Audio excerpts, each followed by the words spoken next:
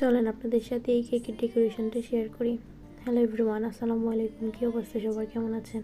এই কেকটা ছিল আমার খালাতো ভাইয়ের জন্য।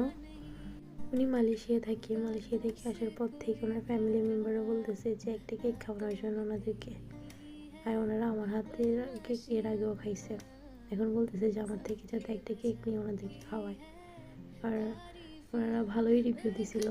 পরে ভাইয়া যেটা শুনে ভাইয়ার এখন খেতে ইচ্ছে করতেছে। পরে আমাকে কল দিয়ে বলে যে সবাই তো তোর কেকের অনেক প্রশংসা করতেছে, এখন আমারও তো ট্রাই করা উচিত, তাই না? পরে উনি কেকটা অর্ডার করে। কেকটা ছিল ভ্যানিলা ফ্লেভারের 2 পাউন্ডের মধ্যে, আর হালকা পাতলা একটু ডিজাইন হইলে হয়েছে। তো আমি এখানে চেরি ফুল করে দিচ্ছিলাম রোজ নজল দিয়ে। কেকের কালারটা আসলে আসতেছিল না ভিডিওর মধ্যে, কেন জানি।